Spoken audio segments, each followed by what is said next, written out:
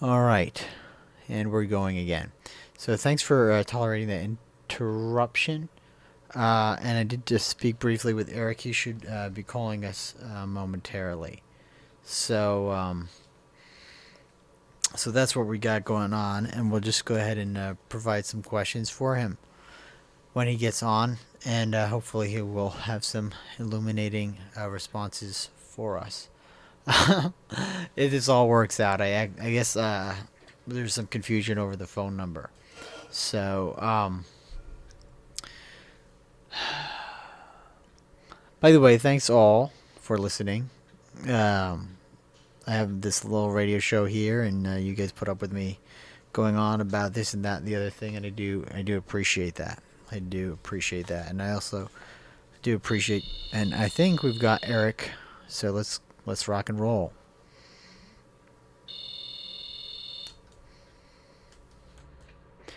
Hello, Yeah, hi, Eric. this is Eric. Hey, Eric, this is Tom. So, thank you so much for calling. Can you hear me all right? Yeah, perfectly. Excellent, excellent. So, I guess we can just get right to things. I had noted to the listeners that you are the executive director of Food First International. Is that correct? Don't call it Food First International, just Food First, the Institute for Food and Development Policy. All right. Maybe just as a point of departure, you could give a little précis of the sorts of questions and issues that you guys address at Food First. Okay. Okay, well, at Food First, we're a think tank on food and development issues. And we've been around for about 35 years now. We were started by Frances Moore Lapay and Joseph Collins, following the publication of her book, Diet for a Small Planet. And ever since that time, we've been looking at the issue of hunger, and principally the contradiction, which is with us today and has been with us for over 30 years, that we have hunger in a bountiful world. And for the past 4 decades, in fact, the world has always produced enough food to feed everybody, 1.5 times over. But hunger has been growing. In other words, there's enough food per capita to feed everyone, but not everybody gets the food. And that's because of poverty. People are too poor to buy the food which is produced. And how does that happen? So as a think tank, we look into that. And we've been looking at this in the global south, in Asia, in Latin America, in Africa. We've been following the Green Revolution, which has purportedly saved 1 billion people from hunger, but less reportedly also sent about 1 billion people into the ranks of the hungry. And more, we're looking at hunger and food security in the United States, where we have close to 50 million people who are food insecure in a country which produces more food than any other country in the world, with the exception of China. We try to produce information that's useful to the people who are trying to improve our food systems. And so we work a lot with community organizations, with people's movements, farmers' movements, women's movements around the world, farmers' federations like Via Campesina, which is international farmer federation of small farmers.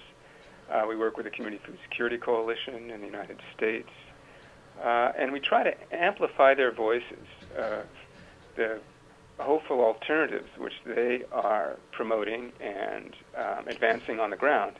But we also try to provide information about the world food systems, which are useful for those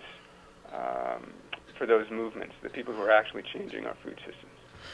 So And we also produce information which is accessible to the general public, and we have quite a lot of our materials are used in college courses around food and development. yes, and your website is foodfirst.org. Is that correct? That's right, www.foodfirst.org, and you can find all of our publications there, our books, backgrounders, policy reports, briefs, fact sheets, and as well as sort of breaking news within the food movement.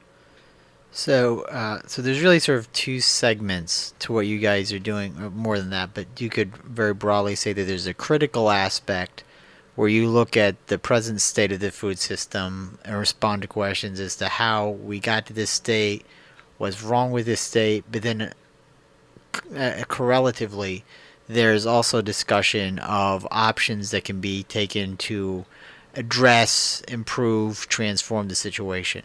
So, Yes, I agree. I would think there's also a third aspect because we have what we now call the corporate food regime, which is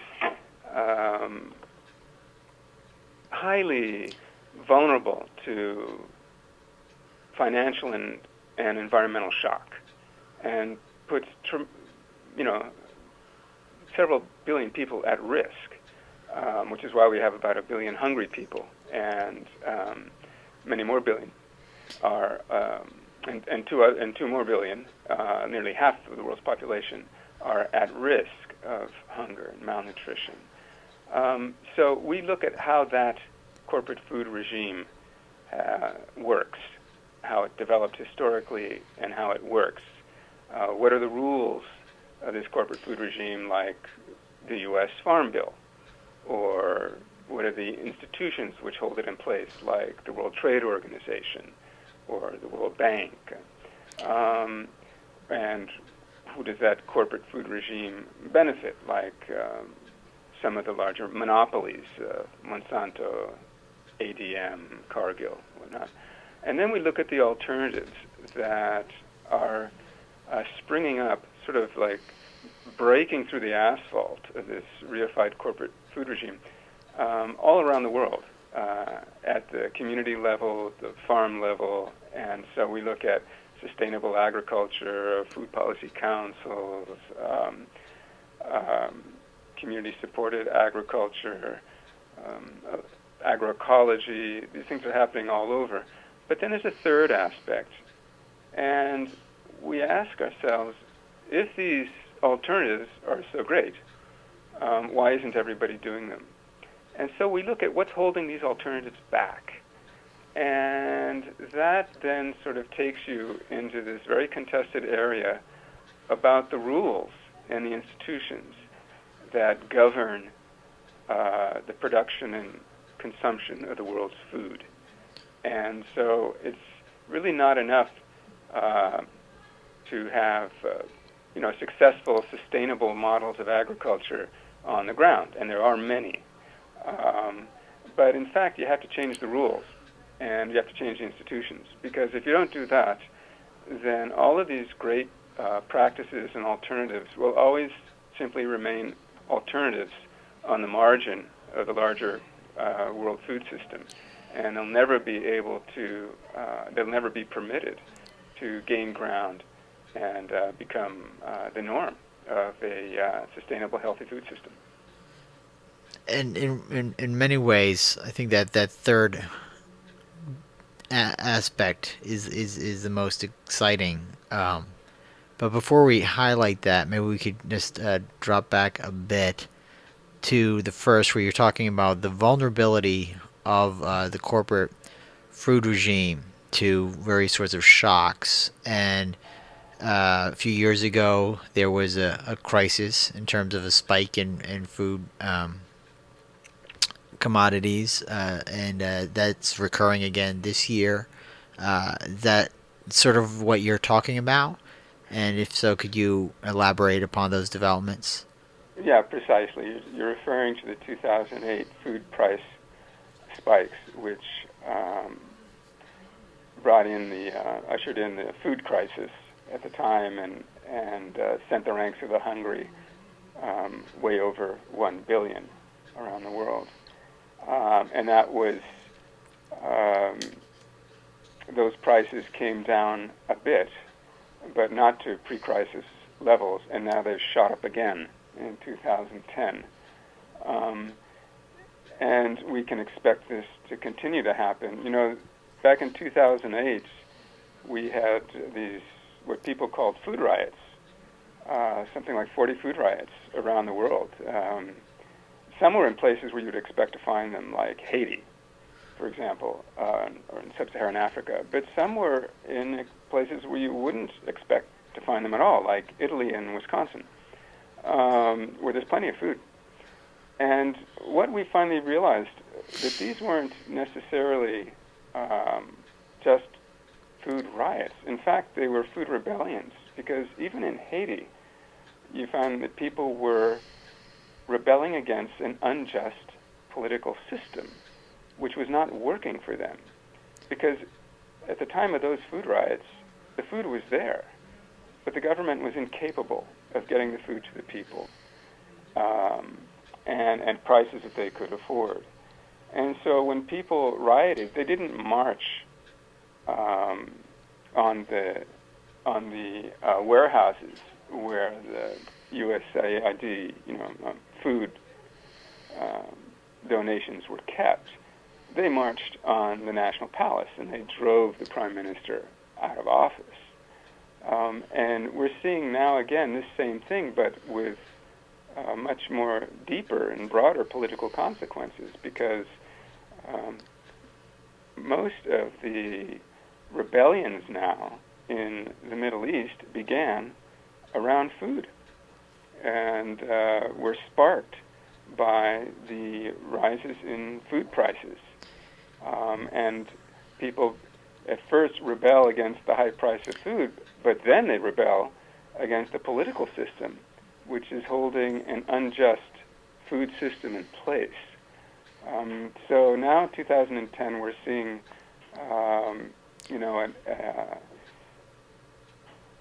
food riots again, but this time with very direct political consequences that we didn't see as much back in 2008. So, This is the result of 40 years of construction of a corporate food regime, which is basically unjust, which deprives people of access to the land and the seeds and the resources that they need in order to produce their own food, makes them dependent on a global market that is volatile. And it's volatile because there are absolutely no controls over the monopolies who basically control our food system, and no controls over speculation. So these sort of price spikes can happen at any time, and they can be set off by a drought here, or the rise in fuel costs there, or whatever have you. But in effect, these are only the proximate causes.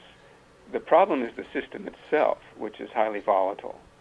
And so the combination of both financial and environmental volatility results in social and political volatility. And at the end of the day, it's the poor who suffer, and increasingly the middle class are beginning to feel the pinch of this food system. so as the conversation unfolds, on one level, this present question might seem something of a digression, but it struck me as an important point when you were talking there, namely the treatment of these questions, specifically in the American public space. I don't think the state of affairs is quite as bad as it was at one time, but relative to their significance locally, the food riots or the food rebellions to which you refer, I would say, received relatively minimal coverage in the U.S. media. And the role that food plays, say, for example, in some of the developments in the Middle East presently, really doesn't seem to, in the coverage that I've seen, be adequately appreciated.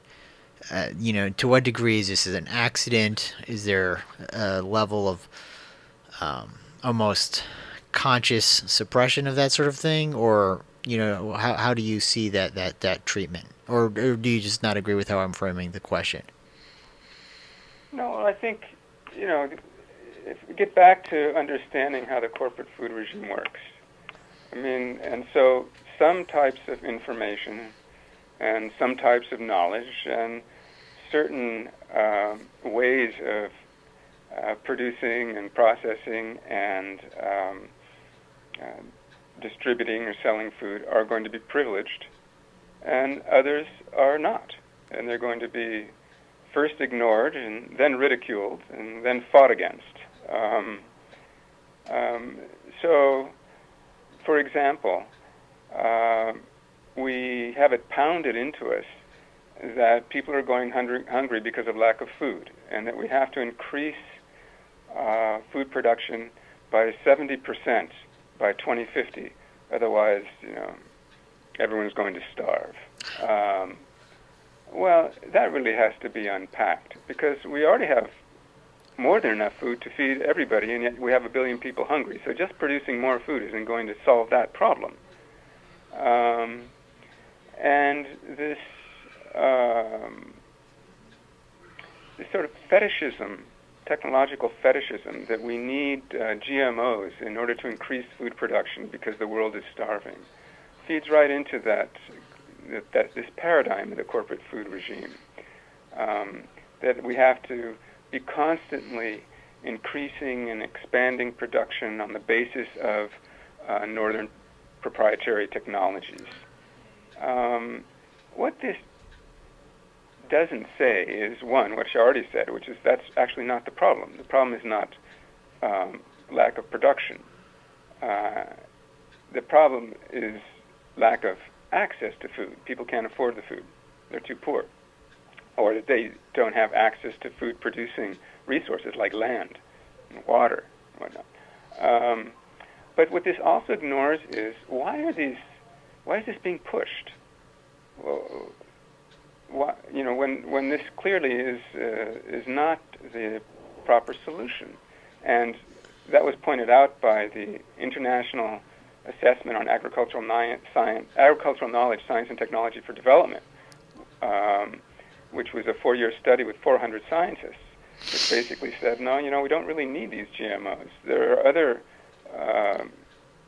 causes besides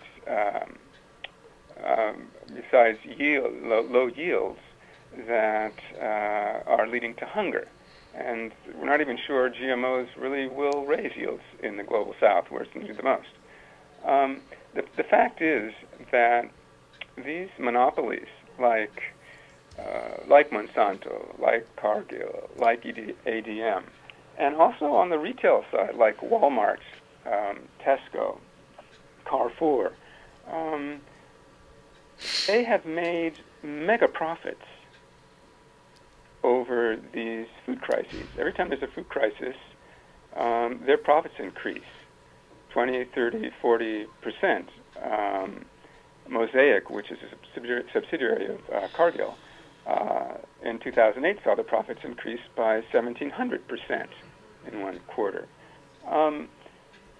So they make a lot of money off the food crises.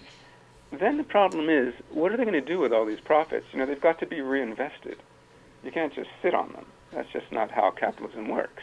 And that's not how shareholders work either. So in order to return compound growth rates to their shareholders, these companies have to continually expand and invest, which means they have to break down other markets and they have to gobble up other companies. So you look at Monsanto, for example, that has completely saturated the seed market in the United States for corn and soy, and to a large extent has saturated the soy market for seed in Latin America and rapidly Asia. Where are they going to go? They've got nowhere else to sell.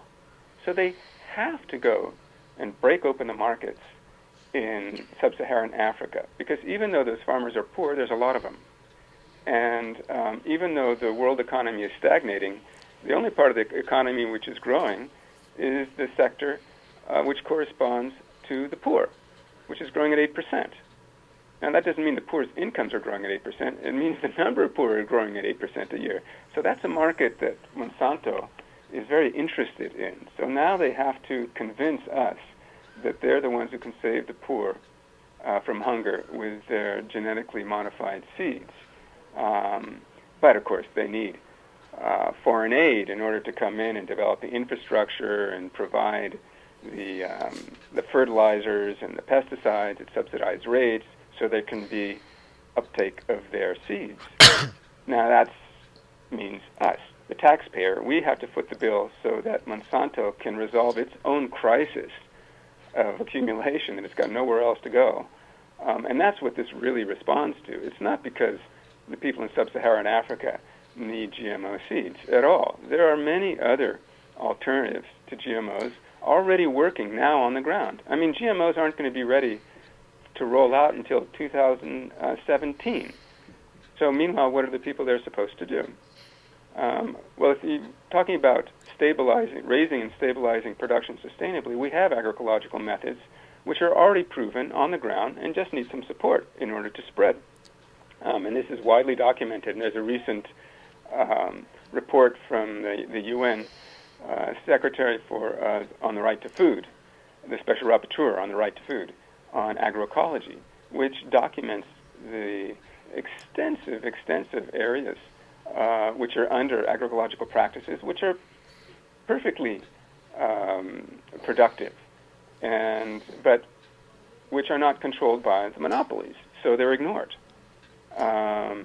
The ISTAD, the study that I referred to, the International Assessment on Agricultural Science, Knowledge and Technology for Development, has been summarily ignored by the World Bank, who originally financed it, because they didn't like the findings. And it's been ignored by the U.S. because they don't like the findings. And Monsanto and Syngenta and the others walked out on the report. They were part of the report, and they walked out because it didn't reach the conclusions which they wanted, which were the world needs GMOs or we're going to starve. So I think there's two things here. One, this isn't a problem about production. It's actually more of a problem of overproduction in the North, and what to do with their profits and where to reinvest. They need the South, the global South, to reinvest as corporate monopolies. That's what this is about. Because if we're really serious about ending hunger, one, we would back land reform so more poor people would have land. Two, we would advance these agroecological alternatives on the ground, supporting them in the way which we're now proposing supporting the corporate proposals. And three, we would do things like to level the playing field so that both countries in the global South could produce more of their own food and not be dependent on the volatile global market, and so that small farmers would have a better chance in the market itself. As it is now, they get killed in the market, and they go out of business. They can't possibly compete against subsidized grains coming in from the north, being dumped on their local markets sold at prices below the cost of production. There's no way. So we have to change the rules, which means you have to take agriculture out of the World Trade Organization, for example. We have to allow countries to protect their agriculture and protect their farmers, as we do here in the United States. I think that there's a lot which can be done if we're really serious about ending hunger. The problem is because our global institutions and our governments are pretty much captured by the corporate monopoly agenda of perpetual expansion, we're unable to advance those kinds of policies. And in terms of there's a general crisis of capital accumulation. It's not specific to the agricultural sector. What we have to realize is that this corporate food regime is a capitalist corporate food regime. So it acts the way capitalism acts. And so it goes through cyclical crises of overaccumulation, and it has to destroy other markets and other firms in order to resolve its own crises. So the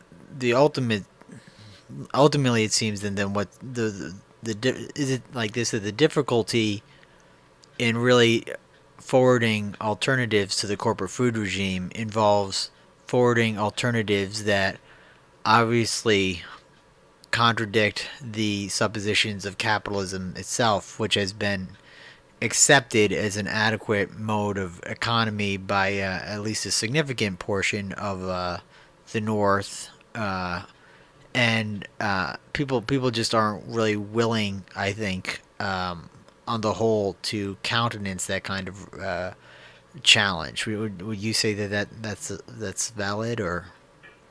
Well, I would say that if you look at capitalism over time, it always goes through periods of liberalization and reform. They're two sides of the same system. Liberalization is when you sort of you liberalize markets, and we are now in a neoliberal era of markets in which you put no controls whatsoever on markets. And you can see tremendous concentration of wealth during these periods. And this is true for our food system as well, since it's a capitalist food system. And that's what we're seeing right now. Tremendous concentration of wealth in the hands of very few monopolies within the food system. But there always comes a time when you get a social backlash from this. Because if markets were allowed to run rampant without any controls whatsoever, indefinitely, they would eventually destroy the social and material basis, the environment, for the reproduction of capital. So at some point, there's always a counter movement in which there's a pushback from society, which forces the institutions of capital to institute reforms. Think about Franklin Delano Roosevelt's New Deal, for example, and which is where we got tremendous reforms in our farm sector, and that came after the bust of 29, and basically in this country there was real problems concerning governability. I mean, people were in the street, they were out of work, and they were in the streets, and there were uprisings all over the place, and it was FDR was afraid not only was the U.S. government going to fall, but in fact, firms at the time were afraid that capitalism might fall. So you had all kinds of reforms come in. And, we're moving towards that again. Now, we're still very much in a liberal phase, and neoliberal institutions very much have control of our political agenda. And in fact, they're retrenching. An example would be President Obama tries to introduce, mild reforms into the healthcare system and just gets slammed. And so the reforms we get are actually, more neoliberal than anything else. Or there's the beginning to present. see, pushback on the ground, and I think that manifestations of this, what's happening in the Middle East, you can find at a smaller level that same thing happening all through Asia, Latin America, and sub-Saharan Africa, where people are pushing back because the food system is simply not working for them. This neoliberal food system and this corporate food regime are destroying their livelihoods and their possibilities for survival. I mean, look at the destruction of the small farm food system in Mexico and Central America, thanks to the North American Free Trade Agreement, has resulted in 5 million farmers from Mexico coming to the United States looking for work because we destroyed their livelihoods with that agreement.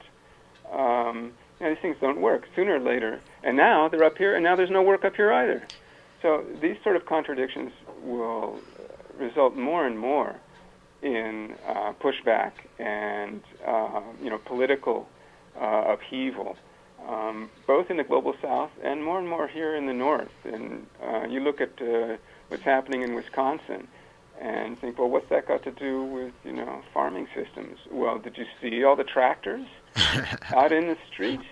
And because the cooperatives in Wisconsin basically collectively bargain in order to get their price. And so, yes, what's happened to dismantle the right to collectively bargain directly impacts, family farmers and those in cooperatives that are an important part of our food system. So I think that you're going to see more and more this type of pushback, and people are going to become more and more receptive to alternative ways of organizing our food system. What would you say are among the more promising alternative strategies that could be assumed? Well, in a way, it depends if you're talking about the global north or the global south. I mean, in the global south, there was a study done at the University of Michigan, which actually it was a global study, but it showed that in the global south, you could increase yields 200 and 300% using organic and agroecological methods of production. And this was a meta-analysis that looked at 300 different comparative studies of conventional and agroecological or sustainable agriculture. And the thing is that in the global south, many farmers, most of the farmers are poor. And now they produce about half the world's food, but they're very poor and they don't have much land. And they produce at low levels, like 1 ton, 2 tons per hectare. Well, to double that, to get it to 2 tons or 4 tons per hectare, is really not that difficult if you overcome the limiting factors, which tend to be soil and water. There's no soil, so you have to build soil. And the water runs off because the soil's eroded. And so you have to conserve water. And if you conserve water and you build soil, add organic matter, you get huge increases in production and productivity. And that could, so agroecological agriculture could easily feed the hungry in the world by 2050. No problem. Now the problem is, can they hang on to that food? And they get the benefits from that extra production. And that's where you have to deal with markets. Because what's happening even today to a tremendous degree is farmers are producing food, but they sell the food, and they sell it cheap because they're poor and because the markets have been destroyed. And then, 3-4 months later, they're buying the food back, but this time it's expensive, and they can't afford it. So we also have to pay attention to markets. We have to protect farmers from the volatility of the global market. Now, in the north, it's a little bit different. Certainly, because we're producing at much higher levels to begin with, we're overproducing. We're overproducing both in terms of the market. We produce too much to consume it in the U.S., and we have to bust down markets around the world to get rid of it. What we have to do here is simply, rather than overproduce and allow the price of grains to drop down to nothing, which isn't happening right now. There's a good price for grain now, but it's so volatile we know it's not going to stay there. Just pay the farmers a fair price. If you paid farmers a fair price, you wouldn't have to pay subsidies. If you ensured them a parity price, a price which covers their cost of production and allows them to make a good living, then we wouldn't have to pay any subsidies. Now, the grain companies wouldn't be able to buy cheap grain, so they don't like that. And they wouldn't be able to sell cheap grain to the livestock companies, right? And so they don't like that either. Something like half of our grain goes to livestock. That's what this is about. It's not about feeding people; it's about feeding animals. And but that would all change. Meat would become more expensive. We'd have to eat less of it, and people would eat more grains, and we wouldn't be overproducing it. So that would be one big change right there. And in terms of more sustainable farming methods, if farmers weren't on this treadmill in which they have to overproduce in order to make a living, then they wouldn't have to be pumping their fields full of all the fertilizers and pesticides that they're using now, and they wouldn't need these GMOs.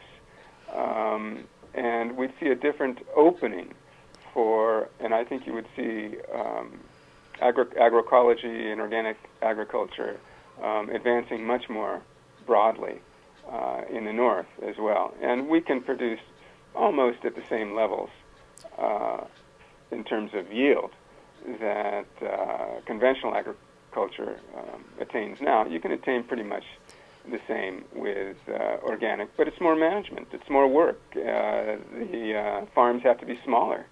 And I think that would be a plus because we can employ more people. We could break up some of the larger corporate farms, and we could begin to dismantle the economic power of the monopolies. And if we dismantle the economic power of the monopolies, then we can begin dismantling their political power, because right now they've got Washington pretty well fast in their grip. Yeah, in what measure, in terms of like, because part of it is that there's a sort of relationship between the North and the South where you get this surplus production in the North, which is used to compromise markets in the South. So, is there, to what degree do you think that there are significant geopolitical calculations that for which that occurs? In other words, it doesn't just occur because the because big agro wants to make profits, and that's one way in which they can do it. Is there, or maybe there isn't this way? Maybe this is an imagination. Is there perhaps a desire to actually assure a domination of the South economically and so forth for extra economic reasons by the North? Well, I, I mean, that's always been the case. I know it sounds kind of obvious once you say it like that, I guess, but It's always been the case. If you look at the origin of our food aid, Public Law 480, and you go onto the USDA website and you look at the original language of food aid, the very first objective of food aid is to expand markets in the global South for agribusiness from the United States. That's what it's about.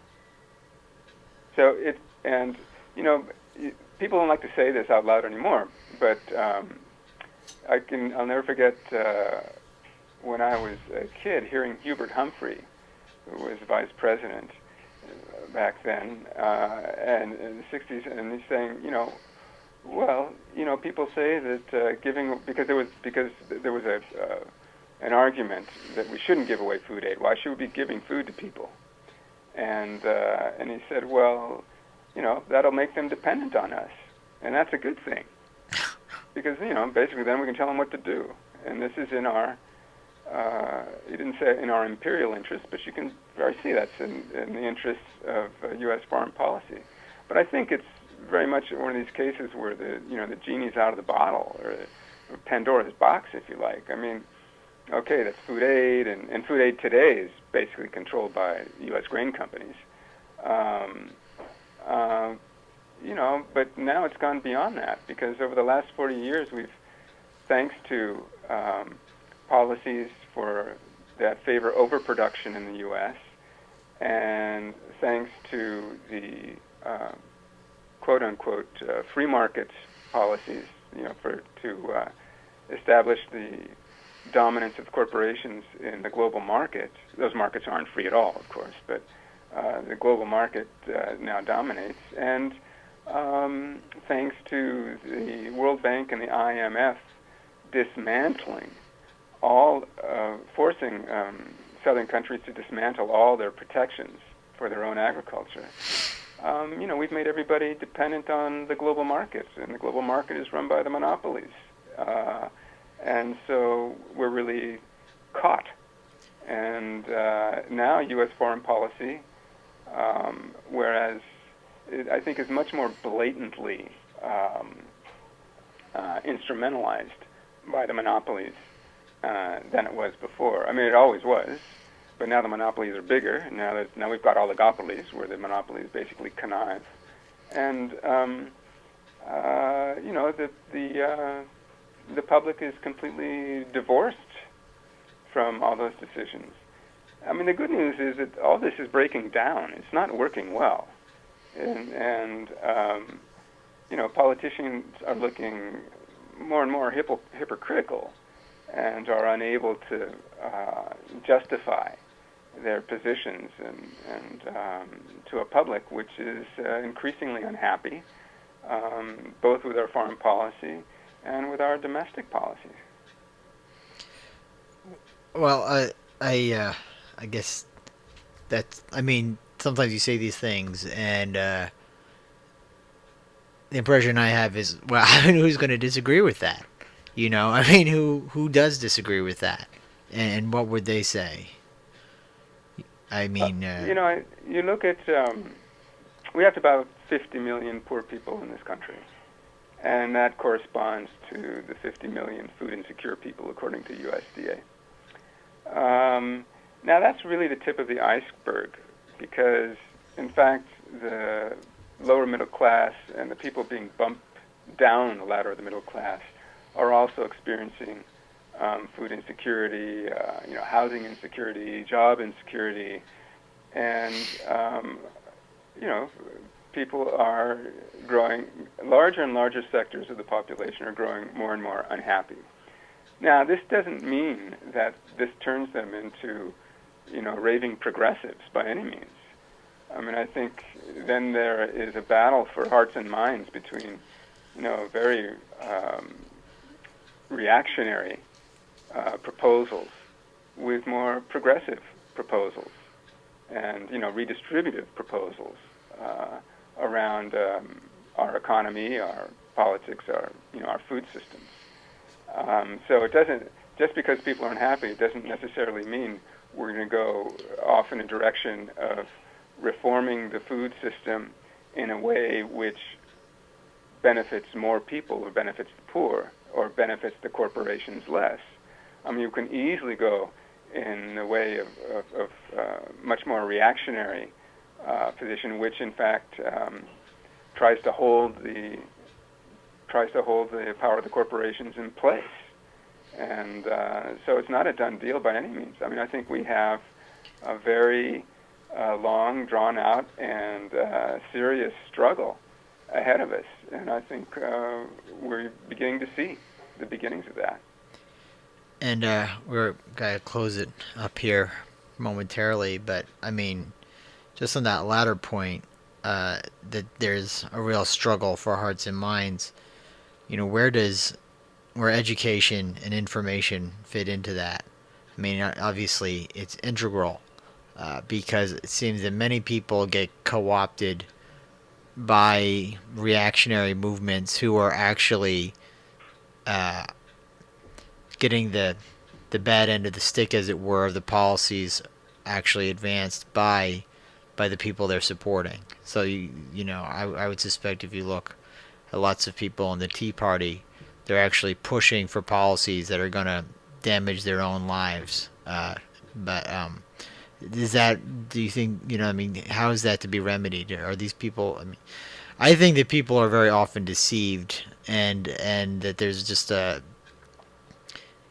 incredible inadequacy in the general discourse. I mean, what do you think about that?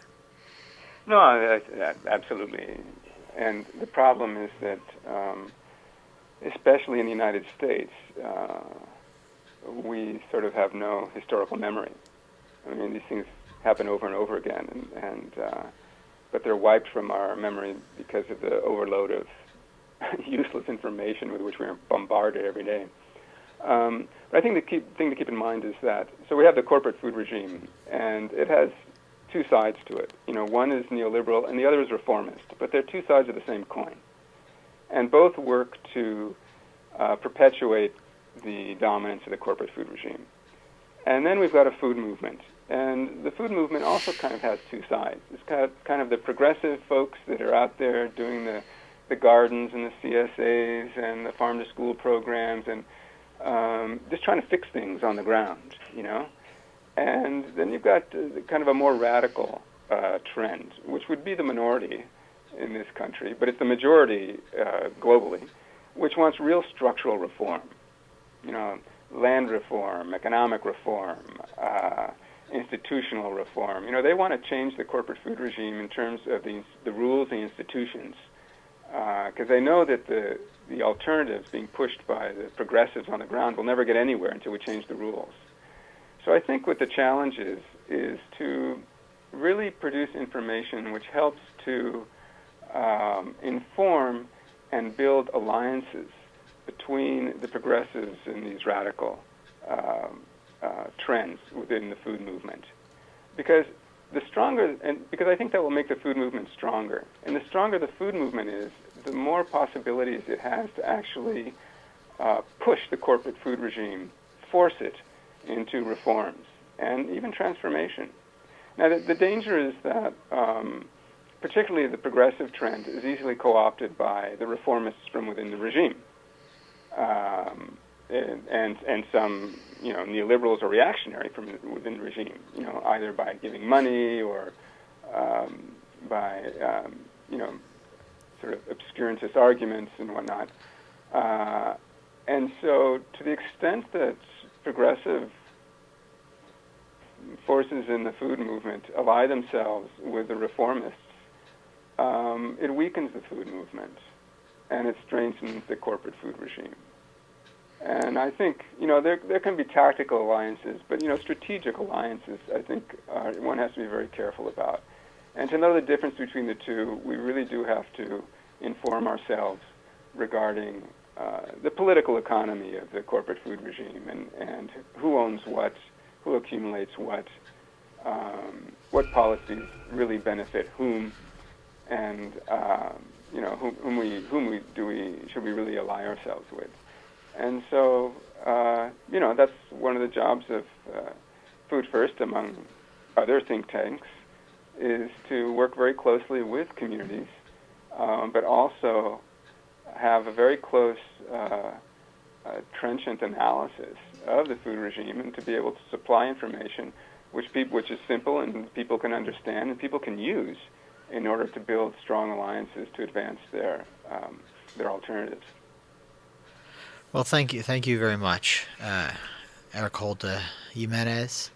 I think I said your name correctly. If I didn't, I apologize. So. No, you said it correctly, Tom, and thank you. And when will this program air?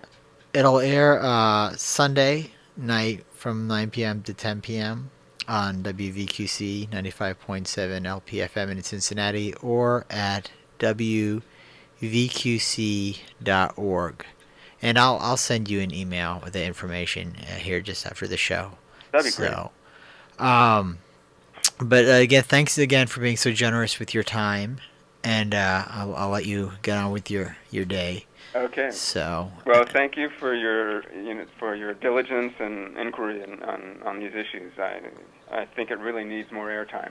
So I wholeheartedly concur. So. Okay. Have a good day. Take care, Tom. Bye. And that was Eric Holte. There was Eric Holte-Gimenez.